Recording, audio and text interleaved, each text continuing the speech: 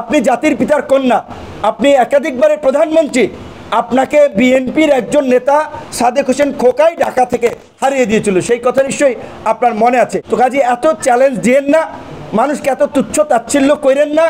দেশকে মুক্তি দিন, দেশের মানুষকে মুক্তি দিন, আল্লাহর হস্তে সুষ্ঠু নির্বাচন দিয়ে বিদায় নিন।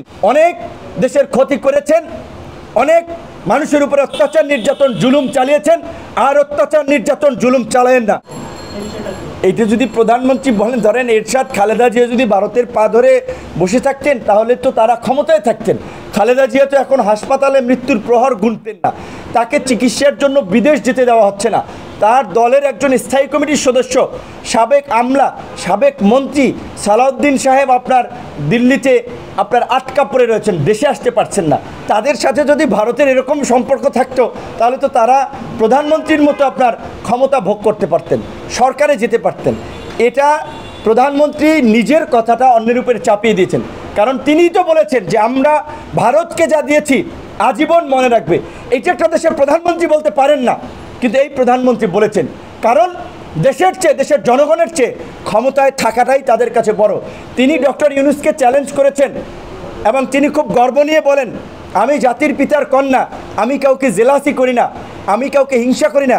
আমরা প্রধানমন্ত্রীকে বলছি, আমরা কৃষক, শ্রমিক, সাধারণ মানুষের সন্তান, আমরা কারোর সাথে কম্পেয়ার করি না। নিজের যোগ্যতায়, মেধায় আজকে রাজনীতিতে জায়গা তৈরি করেছি। বাপদাদা স্বামীর কোঠায় আমরা রাজনীতিতে আসি নাই। আজকে আপনাদের যদি প্রকৃত অর্থে চ্যালেঞ্জ দেওয়ার সক্ষমতা থাকে, একটা অবাধ, সুষ্ঠু, নিরপেক্ষ নির্বাচন দিয়ে দেখেন। এই গণ অধিকার পরিষদের তরুণ ছাত্র যুবকদের সাথে সেটাতে কেন আপনারা ভয় পাচ্ছেন? ডক্টর ইউনূসকে চ্যালেঞ্জ জানিয়েছেন, 5 বছর ধরে জানিয়ে আসছি, দেন একটা ফেয়ার নির্বাচন দেন, লেভেল প্লেইং ফিল্ড তৈরি করে নির্বাচন দেন, দেখেন কার জনপ্রিয়তা কত।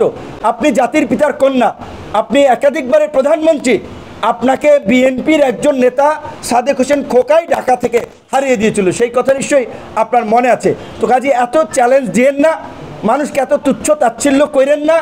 দেশকে মুক্তি দিন, দেশের মানুষকে মুক্তি দিন, আল্লাহর হস্তে সুষ্ঠু নির্বাচন দিয়ে বিদায় নিন। অনেক দেশের ক্ষতি করেছেন, অনেক মানুষের উপরে অত্যাচার নির্যাতন জুলুম চালিয়েছেন, আর অত্যাচার নির্যাতন জুলুম চালায়েন না। জুলুমকারীকে আল্লাহ সহ্য করে না। আপনারা যদি এইভাবে চলতে থাকেন, আপনাদের পতন, নির্মম নিষ্ঠুর পতন হবে। পৃথিবীর ইতিহাসে তাই হয়েছে। আপনাদের অতীত শিক্ষা আছে, কাজে শিক্ষা নেন ইতিহাস থেকে। গায়ের জোরে বেশি দিন ক্ষমতায় থাকা যায় না। এখন যা